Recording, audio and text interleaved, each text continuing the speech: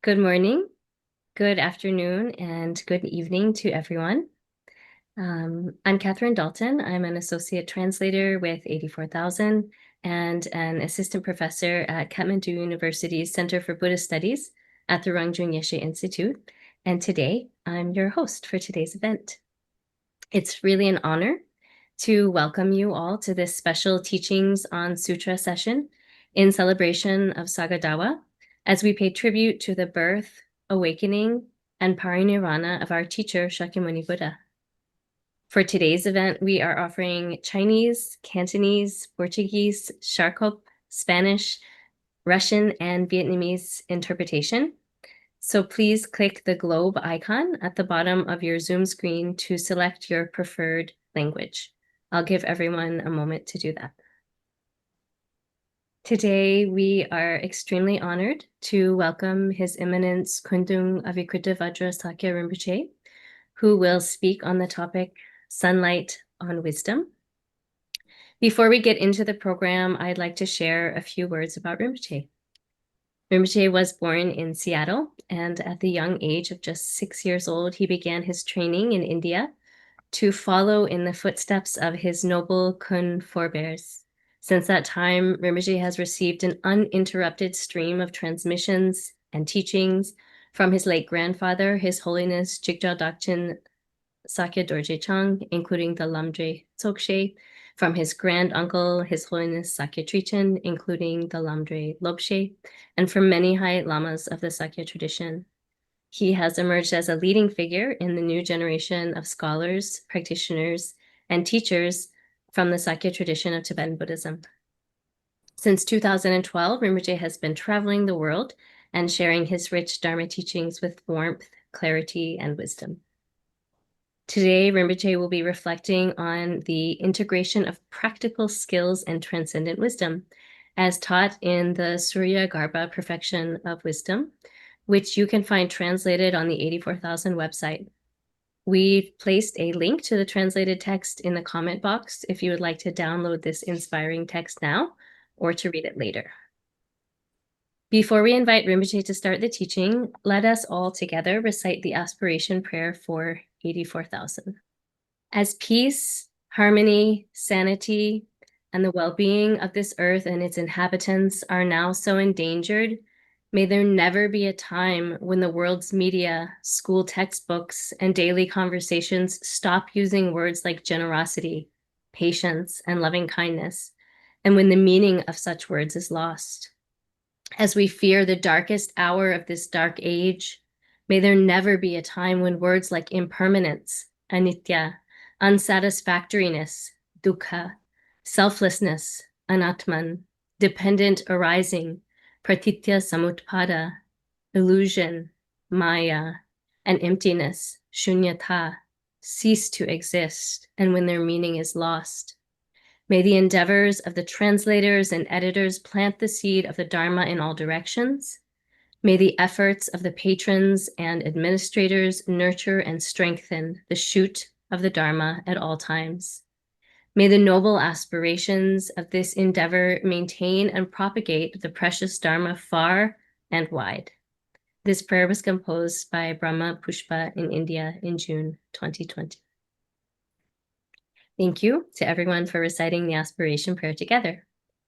Now, let us invite Rinpoche to begin the teachings. Rinpoche, thank you.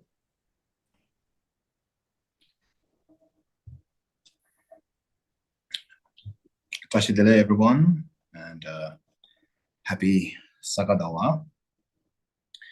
So, my friends at 84,000 asked me to say a few words for Saga Dawa, especially on the topic that I think is your theme at the moment, the perfection of wisdom. Now, in Tibetan, you say, this means the wisdom that has gone beyond. So we can call it perfection, as that seems to be the way most people would call it. But we need to know what that, what that means in context.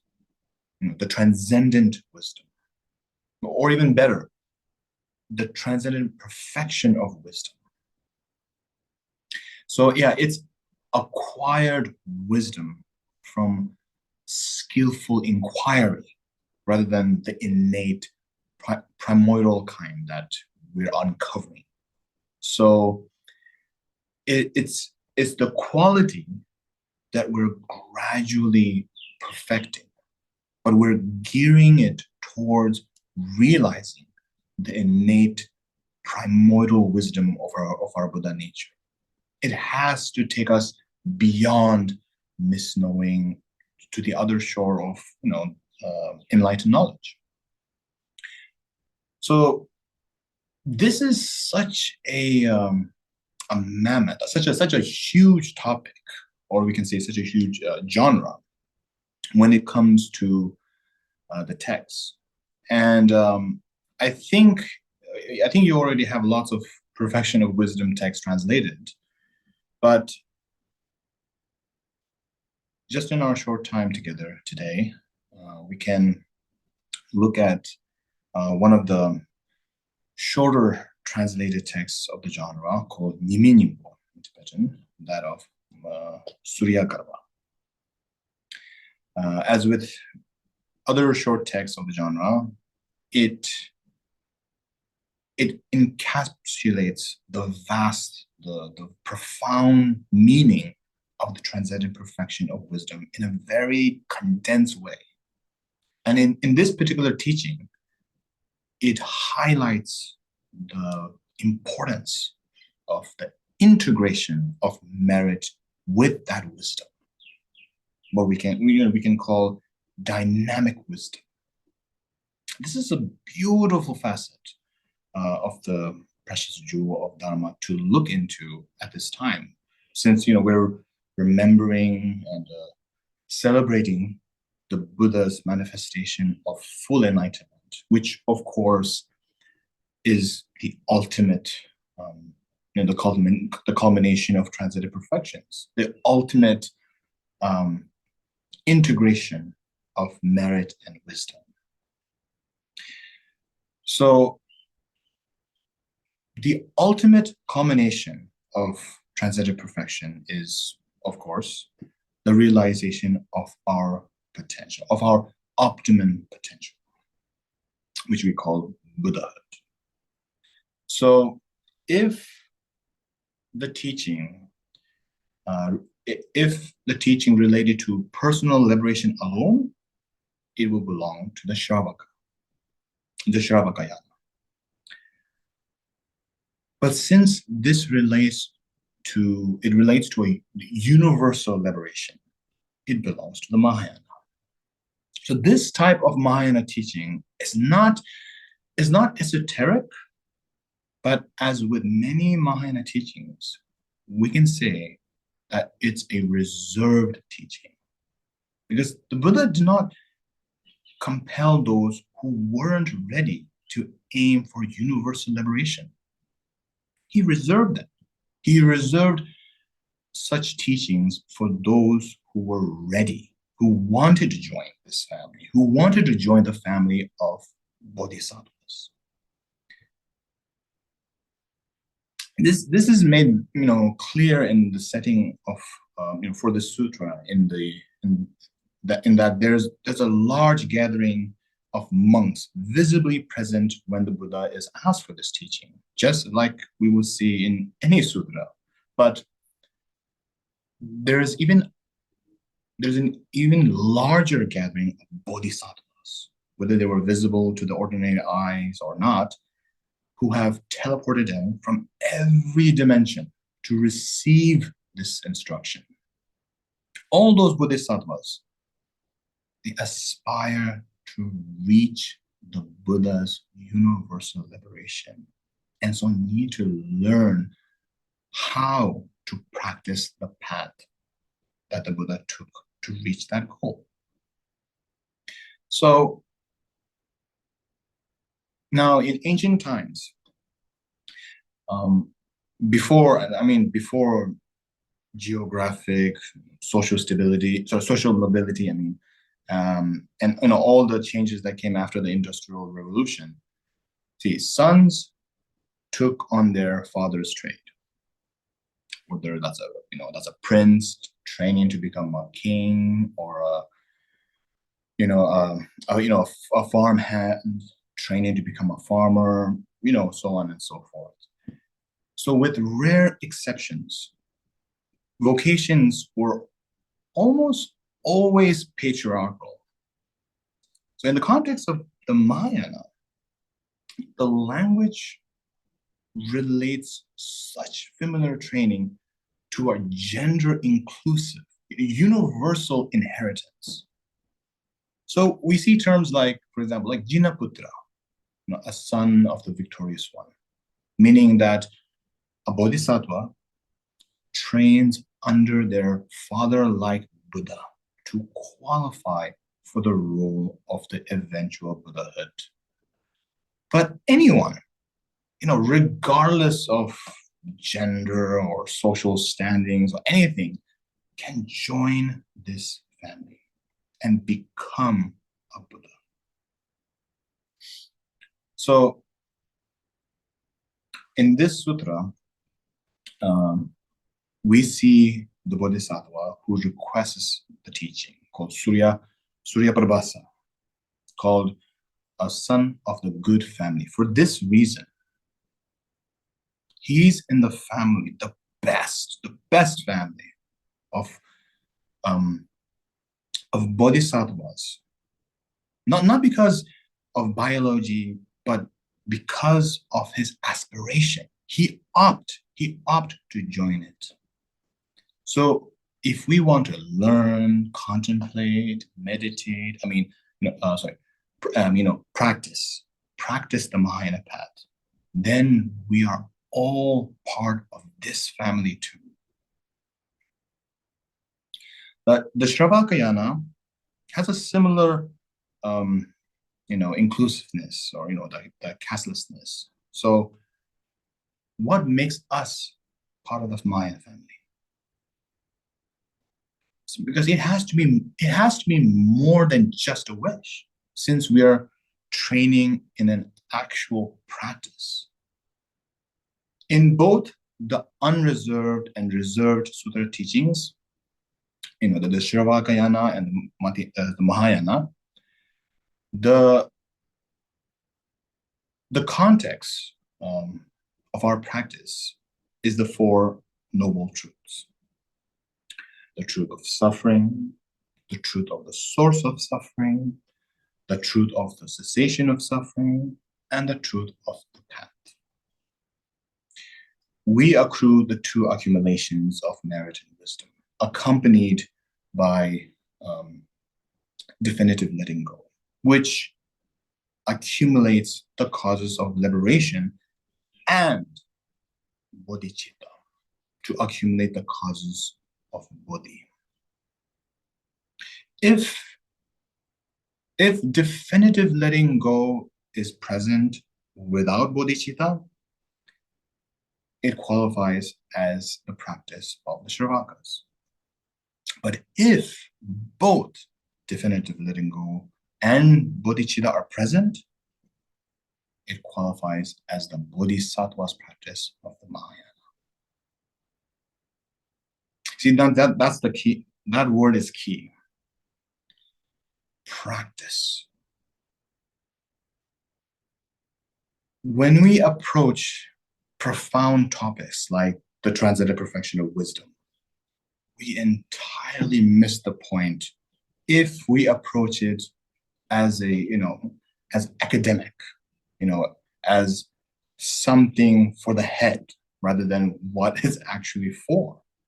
Which is, what it's for is, it's for integrated practice. I'm talking to myself when I say that, because back in college, when I was in the Zhongsai Institute, we studied the transcendental perfection of wisdom for hours each day.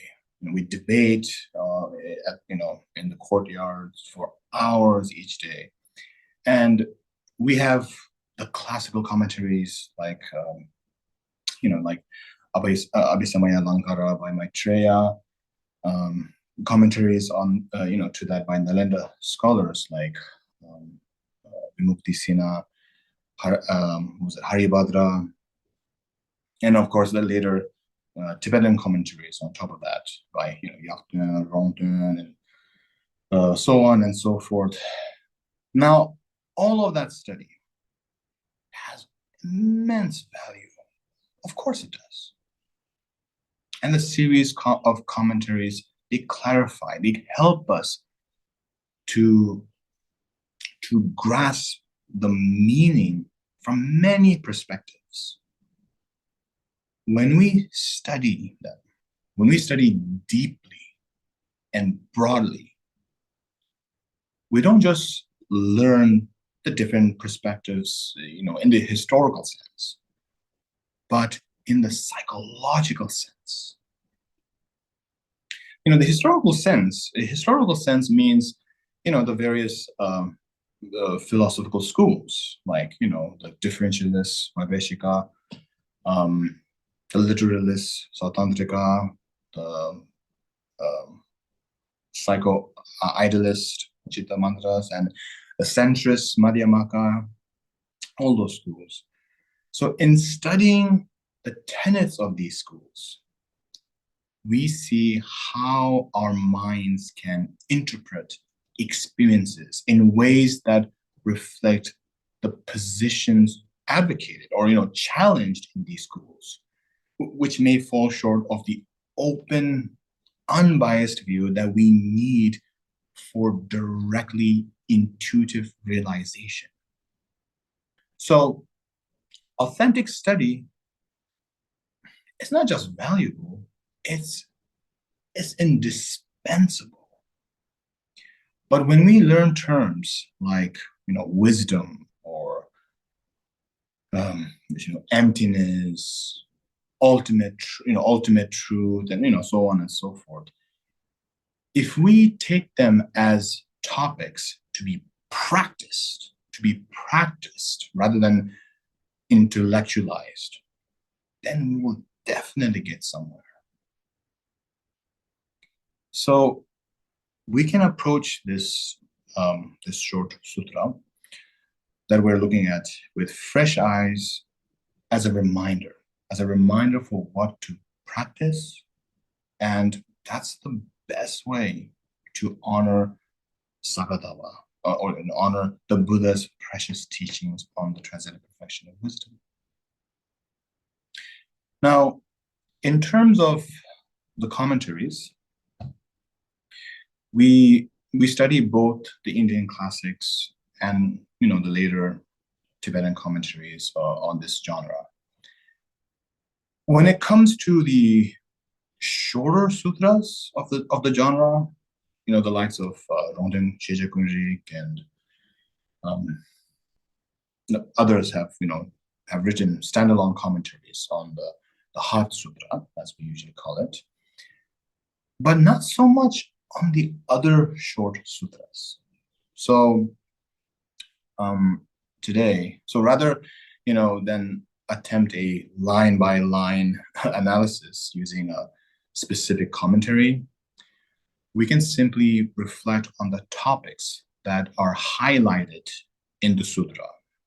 And I'll do my best to draw upon what I have learned over the years on the transcendent perfection of wisdom, that genre. And the encouragement is to reflect not out of curiosity for the intellect, as I mentioned, but as inquiry for practice. So the sutra has 5 excellent qualities. We usually call this punzongade, which is in terms of time, teacher, venue, audience, the teaching. Now the time, as it says, thus did I hear at one time.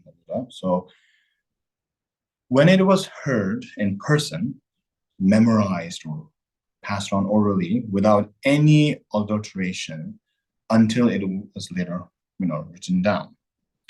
Now the venue is the ancient Indian region of Magadha. Well, specifically in Dharma Janya.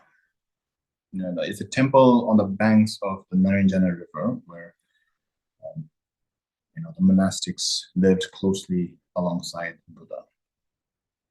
And then, the teacher, of course, is Shakyamuni Buddha, called the Bhagawan here.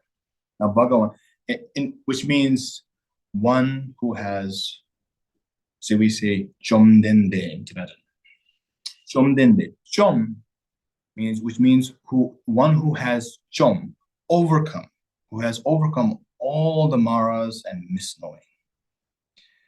Then means possesses. Specifically, possesses fully developed qualities, which are infinite. De means transcendent, transcended, abiding in samsara and nirvana. And then the audience, so the audience consists of the representative sangha of the greater and lesser vehicles, which is the monks in this case. And the actual sangha of bodhisattvas, among whom is the one who requests the teaching, Sūryagarbha. The teaching is on the training in the transcendental perfection of wisdom. So those 5 excellent ones. So, yes, the bodhisattva who requests this teaching is called Sūryagarbha, which means the light of the sun. But the sutra itself is called Sūryagarbha. Now, Sūryagarbha, Surya meaning the sun, Garbha meaning something like essence. And the Buddha replies using the example of the sun to illustrate the essence of what the transcendental perfection of wisdom means. So he does this using 7 factors. And there are other instances in the sutras, tantras, and you might all have seen where we see a connection between, sun and this number 7. Because in ancient Indian mythology, the sun god, called Arka or Surya, as it says, rides through the sky on a chariot pulled by 7 flying horses. So the Buddha plays with this model by making Mother Wisdom the sun, and the 7 factors of method are the 7 rays, 7 flying horses of that sun. So by describing them in this way, kind of a lofty way, and since the Buddha's teachings were given to a realized bodhisattva, the factors of method and wisdom are explained from the point of view of how they are in a realized bodhisattva's, samadhi. In their deep meditation. But this does not mean the teaching is only relevant for realized bodhisattvas, in deep meditation. Not at all. Even in the longer transcendental perfection of wisdom sutras, since there are reserved teachings of the Mahayana, they take familiarity with the unreserved teachings common to all vehicles as given. And for example, in the Heart Sutra, it says, "Marba me marba seba meba ne gashi me gashi sebe pardo yang meto. Marib seba meba ne gashime. Gashi sibi partuyameto, meaning no misknowing and no exhaustion of misknowing up to no aging and death, up to no exhaustion of aging and death, which presumes we all know the other 10 links in the 12 links of, dependent core rising.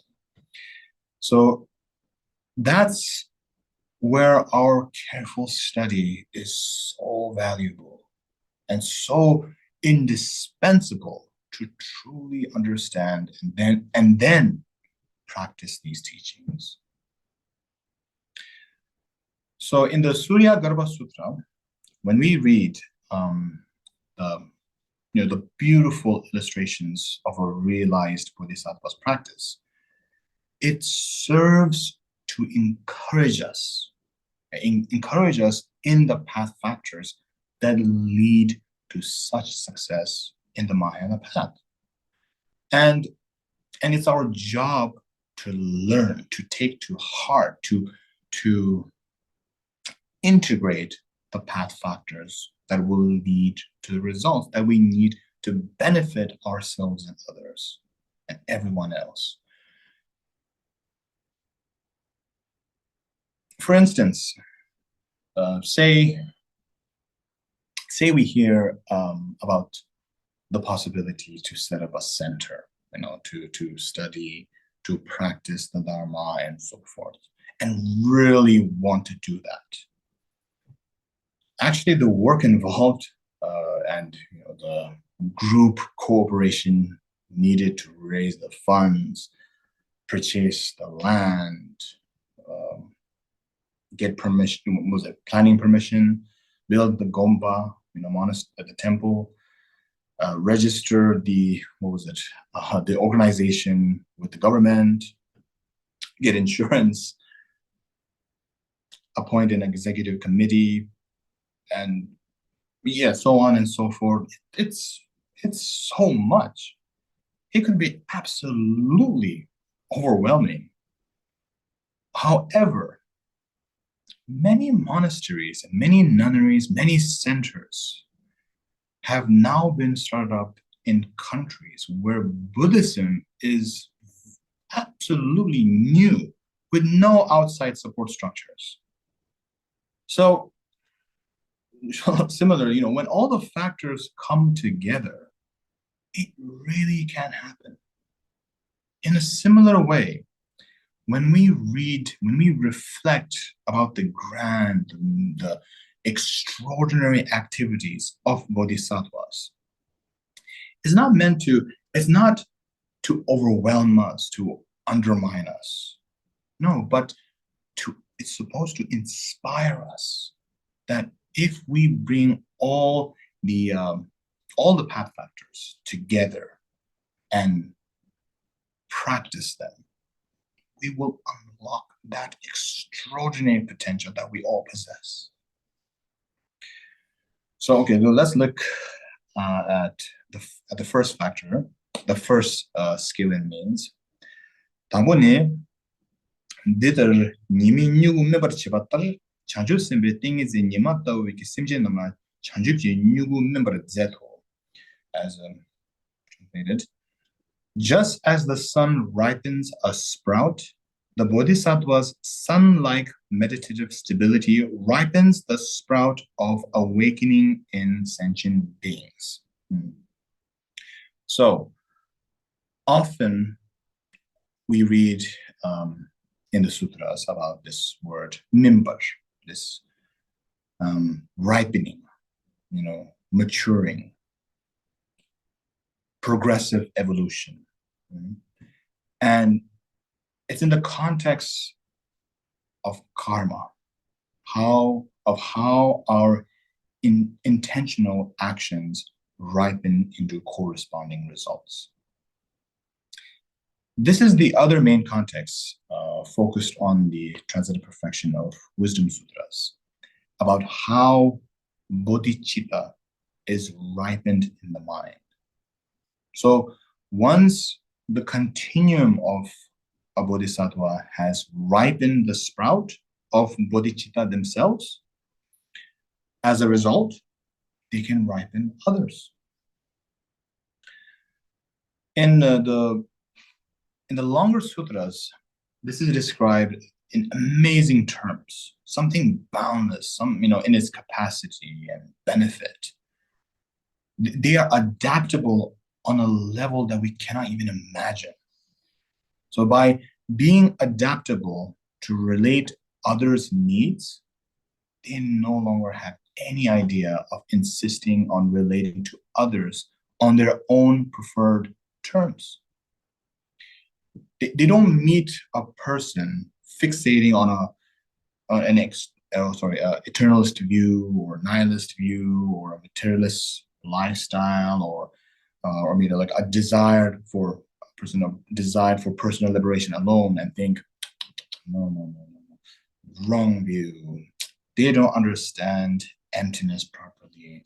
They don't respect the true teachings. They don't respect the true teachers. They're just stuck, not ready for the real thing. No, they don't do that. They will do whatever it takes, no matter, how long it takes to ripen that seed of realization and freedom in all sentient beings, whatever their disposition, whatever their inclinations, aspirations, and characteristics, and so on. They do that not because they're martyrs with a hopeless cause, but because all sentient beings possess this seed, the seed of Buddhahood. So they always have hope. They always have hope, and they act on it by bringing others hope, the hope of awakening. So, although the sun is just used as an analogy here, the meaning is quite precise. See, we all possess the seed, but it has to be tended to in order to become a sprout. This is made very clear in in Maitreya's ornament of Mahayana Sutras, in which it says, so it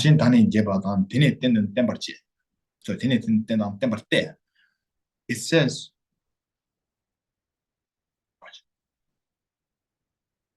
the natural and the developed are the support and the supported.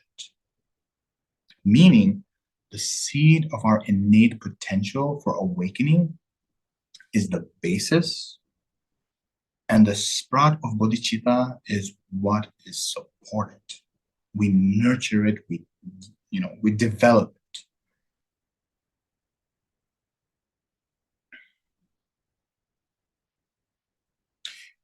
it. The great Sakya Rinpoche, in his classic work on the ornament of Mahayana Sutras called Tube Gonsa, clarifying the sage's intent.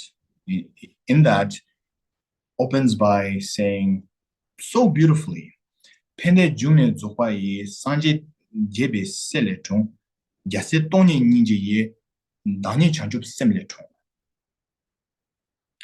That the perfectly complete Buddha is the source of all the benefit and everlasting bliss. Starts out as a bodhisattva, and a bodhisattva starts out by generating bodhicitta, which is the nature of voidness and compassion. And that is the essence of the transcendent perfection of wisdom sutras. So, yeah, we have this seed, this potential for realizing truth and freedom.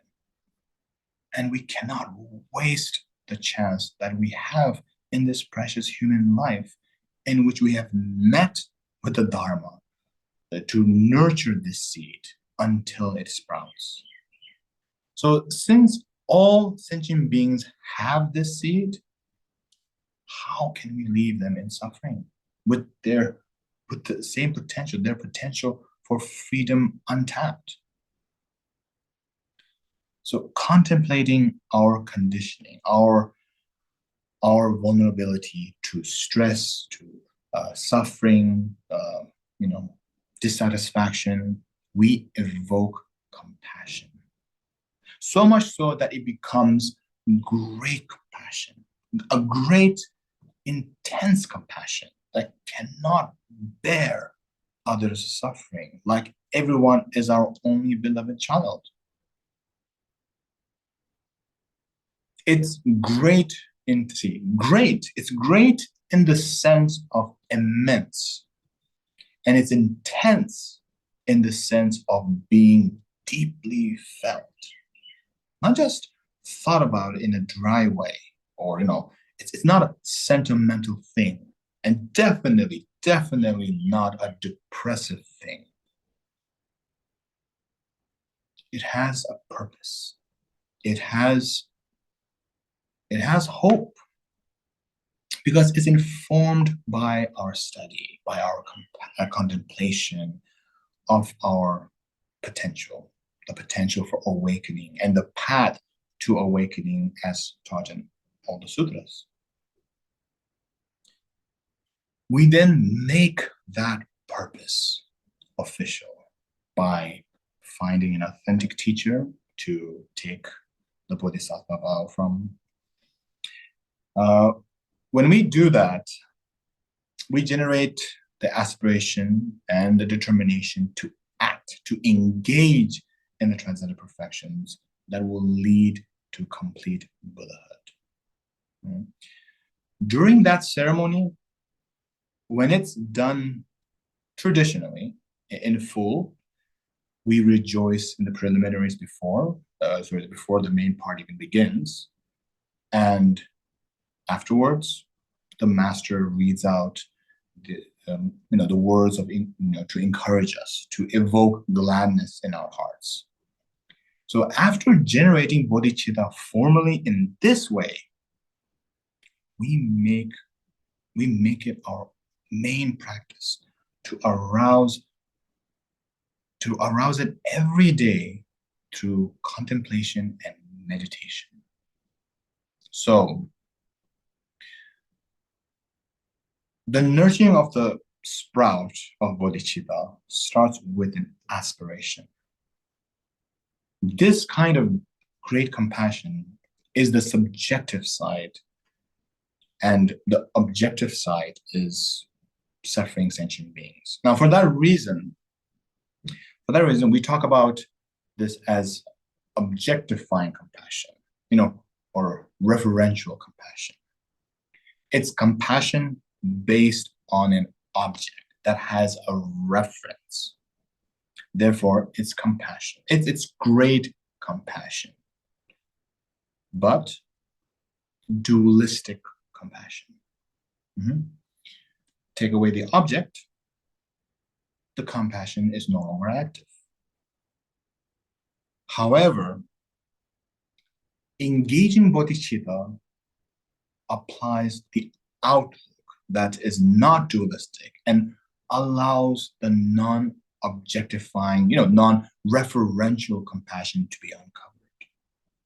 That's why it's so important to get that the six perfections of engaging bodhicitta are transcendent perfections, not generosity, ethics, patience, joyful vigor, jnana, wisdom that, we have got to eventually make perfect. No, it's not like that. They are transcendent at the point of practice. Transcendence here and now. So, the transcendence, the transcendent perfection of generosity, let's go with that, is not just about giving different material objects, but it's also giving kind words, giving fearlessness, and highest of all, the gift of Dharma. Material objects are the main thing for beginners to give.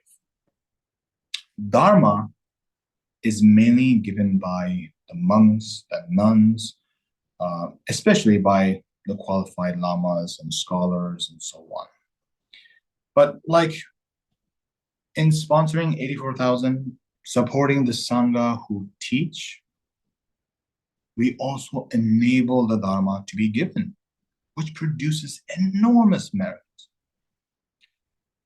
And to give fearlessness, we first have to we have to overcome our own fears. So we aspire to do that, then be able to save others from fear. But here's the key point. Ultimately, all that we give is empty of intrinsic existence. It cannot be established. So there's nothing really to give.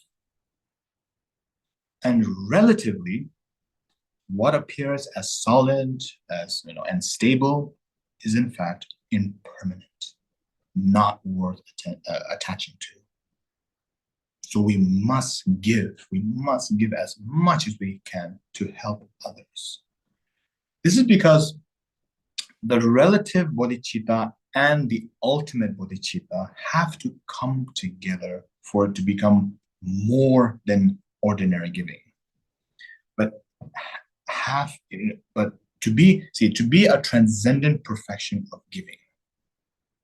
The Buddha made it very crystal clear that to qualify as a transcendent perfection, as the action is done, it must be done with the knowledge that it is empty of what's called the threefold sphere.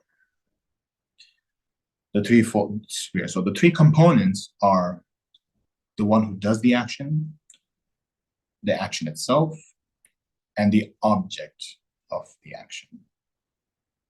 Because the three components, they create the vicious cycle of suffering. When we dualistically cling to them, we call them the threefold sphere. But when we perceive the process as empty appearances, and apply that perception to virtuous practices, then they become transcendent perfections. In other words, it's not just the Mahayana motivation of great compassion, but that and the Mahayana insight into reality, the voidness of the threefold sphere that brings the true bodhicittas to life. So when we stop grasping at references through dualistic perception and instead know the illusory appearances of voidness to be the action being performed, then the merit of our practice becomes indestructible. It's so powerful that actually, by completing the transcendental perfection of wisdom before we even get to the other transcendental perfections, we will reach the path of seeing. Thereby, we are no longer ordinary person. We have already joined the ranks of the realized bodhisattvas. We then go on to reach the bodhisattva's second level on the fourth path, the path of cultivation, through the transcendental perfection of ethics. Now, having had a glimpse of voidness directly on the third path of seeing, the bodhisattva has to cultivate that initial experience to bring it to perfection over the rest of the 10 bodhisattva levels, which removes all the negative mental states that we need to get rid of. Our ethics are about refraining from any action harmful to oneself and others. Understanding karma to be brought about not by itself, but by our intention. Similarly, higher ethics is to do that, plus to willingly benefit others as much as we can. But transcendent ethics is even more than that. Again, based on the motivation of great compassion, we aspire to perfect the ethics that is transcendent through understanding the voidness of the threefold sphere. We then complete the transcendent perfection of patience. The patience that never gives way to anger, which must also have the relative and ultimate components. To fully complete the course of awakening, we must practice day and night, not going beyond the motivation of bodhicitta at any time. Bodhicitta must pervade everything we do. That's why we need energy. Because through the transcendent perfection of joyful vigor, we will have the joyful vigor of body, speech, mind that remains stable no matter what obstacle occurs. Ultimately, there is no reference of laziness and so on to be abandoned. Then, we then complete the transcendent perfection of the blissful meditation blissful meditation states called dhyana. Relatively, we develop the meditation unaffected by any adversity, which is attained through cultivating the 9 stages of mind abiding and so on, outlined in Maitreya's ornament of Mahayana Sutras. That ultimately, our meditation needs no references until we gain the Vajra-like meditation, that is the completion of the transcendent perfection of dhyana.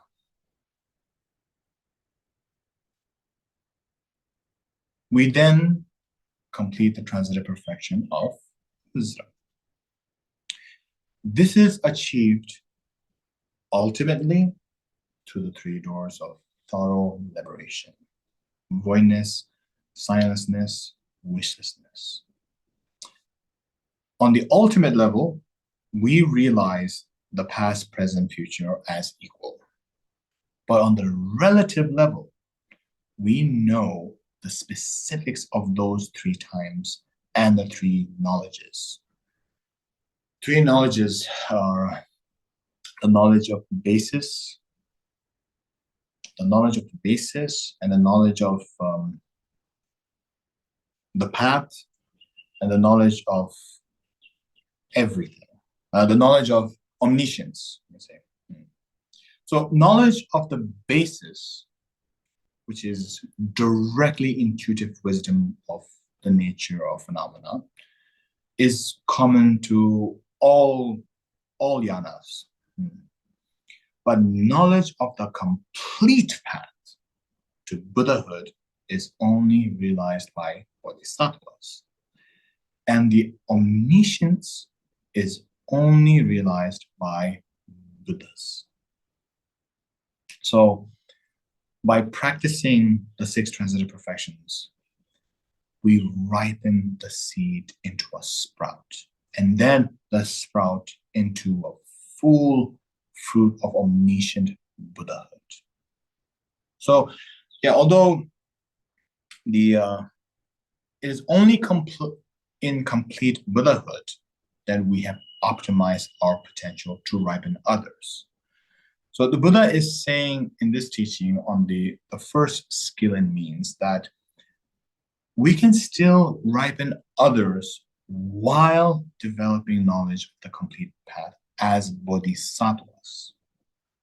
And that process can only begin by practicing this proven path of great compassion and non-grasping wisdom. So, okay, then the second. Nibane nima diko mepatar chanju simbe tinge zinji tujeni simje tamje la nyombara zetu.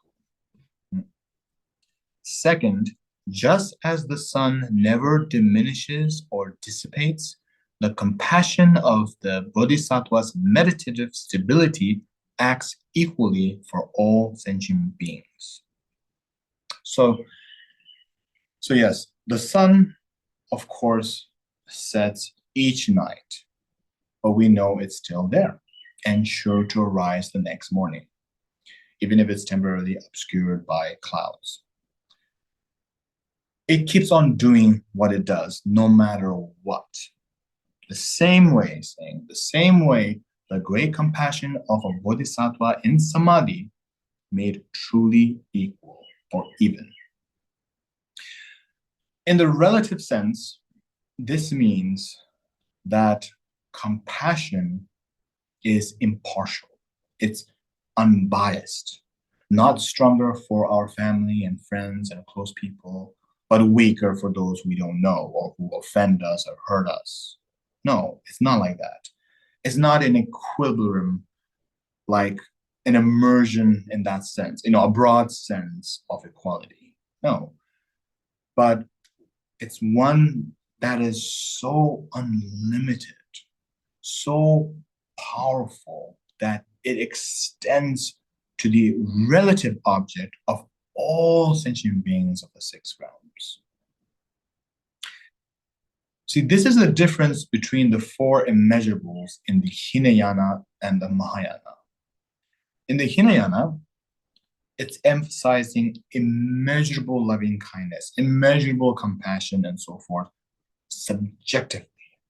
And the mind of love and compassion itself is meditated to feel immeasurable.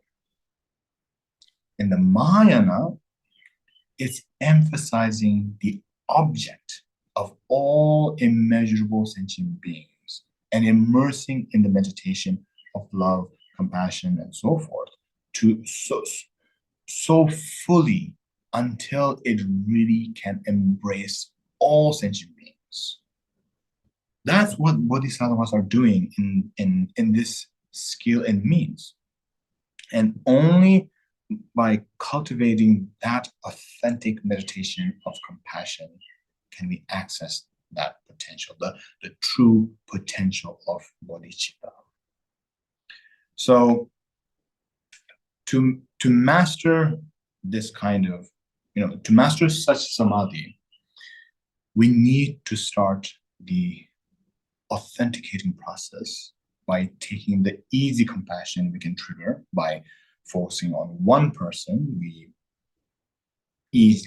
automatically feel strong compassion for, like our mother or whoever is close to, whatever works for us. Then we extend that to someone who we would normally feel indifferent towards, like somebody we don't know, someone we never saw before, someone who passed on the streets or we see everywhere that we don't know, or whatever. And then we extend it to someone we find difficult, someone who has caused us offense, someone who has hurt us, someone we know, like certain world leaders, and then extend it to then our whole community, then to our country, then our continent, our planet, out to the whole universe. See, this is the template for the equalizing meditation taught in many Lojong mind training systems. which then goes on to even deeper meditations called the exchanging meditations of Dalton, in which we feel the compassion from equalizing so strongly that we want to take on others' suffering and give all our comforts, our happiness, our health, and so on and so forth, and our merit, all of them to them. If we meditate in such a way, we're developing both the subjective and objective compassion that is immeasurable. And when that is combined with authentic wisdom, this will definitely develop into the ultimate equilibrium, because we will realize the wisdom of equality. Okay, now the third. Sumbani nimi nyanye sekwatar chanju simbe hatongi shirabji nyumumbe nyanyi nam sikwa cheto. Third, the bodhisattva's wisdom of insight burns the dust of the defilements. Again, it expresses more about the result of the bodhisattva's cultivation of the path.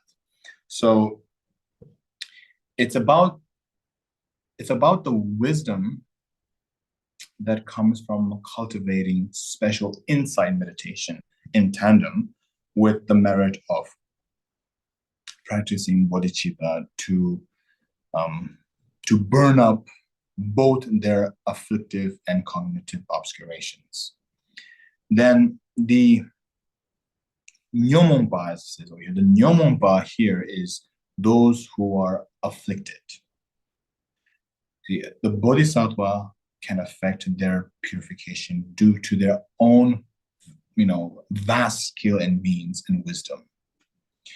In order to develop that vast skill, we need to develop bodhicitta and the wisdom that realizes voidness, free from all limiting extremes, as our main practice. So in that way,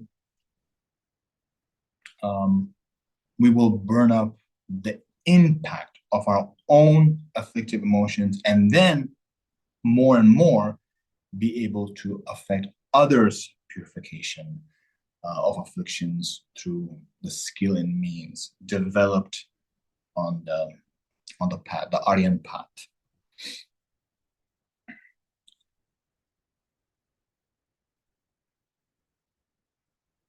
So Shibani nimi chakpa juwa tar chaju simbe tingi zenyimbo yeshe dandembe nyomombo chakpa tawu juwa cheto.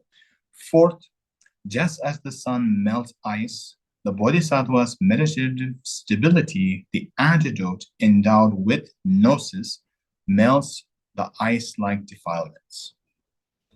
So the Buddha taught infinite antidotes that we can use to overcome karmic obscurations, obstacles, and so forth. However, for others, only a Buddha can truly know what is the right antidote at the right time for practitioners. The encouragement here is that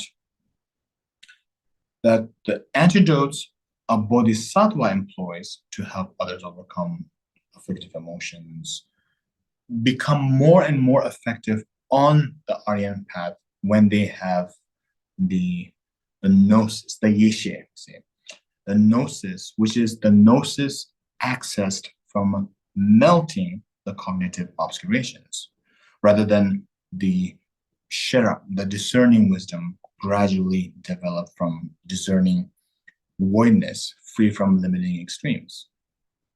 So the more we develop merit and discerning wisdom, the more we will access gnosis and know directly how to antidote and every afflictive emotion and karmic obscurations for ourselves and others. And then ngapani nimi mumba sewatara chajusimbe soso kodo tobi shiki suwada zibe mumba sewara cheto. Fifth, just as the sun dispels darkness, the bodhisattva's discriminating gnosis dispels the darkness of grasped objects and grasping subjects. So this darkness of dualism is a kind of a darkness in that this relative separation operates through the filter of obscurations. When non-dual, non-grasping gnosis isn't fully accessed. When misknowing as the root of dependent co-arising is still at play. See, here, the encouragement is for the non-dual discriminating gnosis, which is the result of bodhisattva's cultivation of the path and can uproot misknowing. While still on the path, we develop discriminating wisdom within a dualistic framework, but ripened through the non-grasping and merit of bodhicitta when it no longer depends on that framework. And so it becomes direct gnosis, and we will directly know how to teach non-duality to others, helping them, uproot misknowing and the cycle of suffering. 조반이 님이 일링시에 코로와다를 잔줍심배 틸레 푸숨소배 둥아지 추우실에 타와제도. Sixth, just as the sun revolves around the four continents, the bodhisattva's perfect activity liberates from the four torrents of suffering. The four torrents over here, it means birth, aging, illness, and death. The end point in the cycle of dependent co-arising that repeat when misknowing still fuels the samsaric existence. So by many different teachings, and ways, the bodhisattva's perfect activity doesn't just bring temporary relief from disturbing emotions and so forth. It brings the ultimate freedom from samsara's suffering. So having freed themselves from samsaric conditioning, bodhisattvas employ the four matters for gathering and whatever teaching, whatever method will lead others to liberation. To be able to perform such liberating activity ourselves, we need to target the conditioning that holds us back from it, which is misknowing, the obsession with temporary pleasures, the yearning for the better samsara existence, the distortion in our view, and all of that, so on and so forth. Then, Dumani, 님이 그라 녀벌 좋아하신도 전주스비 쩌바 푸숨 소베 심지 탐제라 랍도 가오라 제베 탑니 저웨이 렛다오. Seventh, just as the sun warms everything equally, the means that is the bodhisattva's perfect conduct, which gladdens all sentient beings, is like that act of warming. So freedom from the four torrents could be a static liberation, that of the Shravakas or Pratika Buddhas. But here we see that the course of, or the conduct of the bodhisattvas is so great, it brings all sentient beings to fulfill their ultimate potential for a dynamic liberation by bringing them to the Raptugawa, to the utmost rapture of the first level on the path of seeing, from which they will ascend the remaining 9 levels of the path of cultivation to reach Buddhahood. So now in the relative sense, seeing how comprehensive, seeing how beneficial this activity is, it warms our heart. It warms our hearts with the utmost rapture or gladness by inspiring happiness in the excellent qualities of the Buddha's conduct. And that inspires us to emulate such a beautiful way of being. All of this falls into the category of upaya, we say. The method side, upaya. And as the next part of the Sūtra tells us, this has to be joined with prajna, the wisdom side. We have the basis of voidness, the path of silencelessness, and what follows that is the result of wishlessness. So by meditating on voidness, that all aggregates, all elements, all sense fields, and so forth are empty of an independent, graspable existence. We counter clinging to self and stuff as real, and thereby we counter samsara. Realizing that signs or characteristics of what we're meditating on cannot be grasped as independently existent, we enter the path of silencelessness. Realizing that an independently graspable result cannot qualify as a true fruition that we could wish for, because as it says, it is without rising we cultivate the result of wishlessness. So yeah, that's the main part. And then in the conclusion, the results of the purifying the 2 accumulations, the completing the 2 the purifying of the 2 obscurations and completing the 2 accumulations, along with the other factors mentioned, reach the Buddhahood, are affirmed as an encouragement for us to practice. See, that's their word again. Practice. First, we hear the teachings, we study them.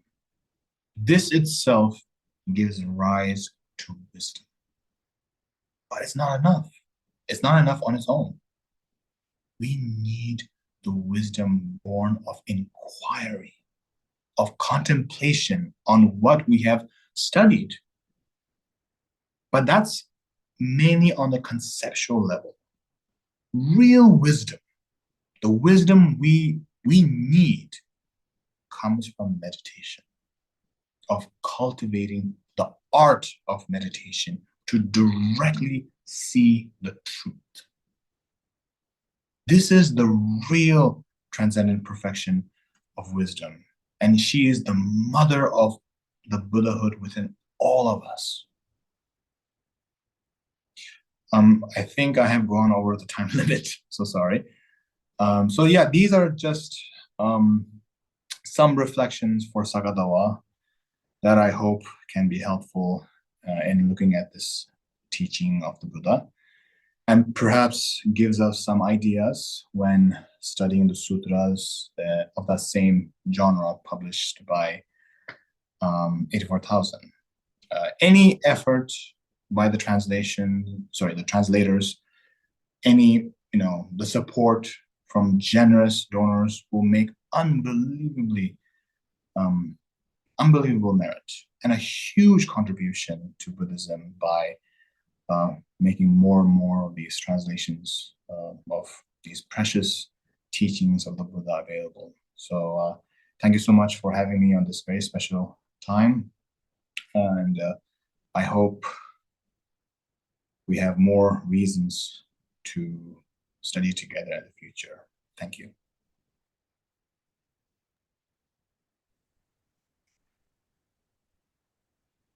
Thank you, Rinpoche, for taking the time to share your wisdom about the transcendent perfection of wisdom with us, and especially for reminding us of the importance of integrating what we have learned into our personal experience through practice. Thank you for the important reminder to endeavor to cultivate compassion and the 6 transcendent perfections while acknowledging the voidness or emptiness of the agent, object, and action, and never, ever letting ourselves separate from bodhicitta. I sincerely pray that we all continue to reflect deeply on the precious teachings of the Buddha as you have shared them with us today, Rinpoche. And I pray that we can apply these teachings in each moment of our lives until we attain awakening. Thank you again, Rinpoche, and thank you to everyone for joining us. If you would be interested in learning more about Rinpoche's extensive activities, including his teachings and books, please visit Avikrita, www.avikrita.org.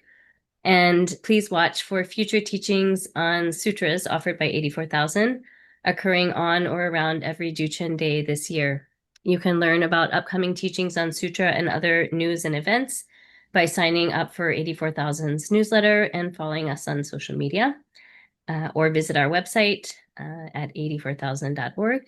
And thank you all again for joining us today, and especially to Rinpoche for being here with us today to share these teachings during the sacred month of Saga Dawa. Take care, everyone. Be well, and see you next time.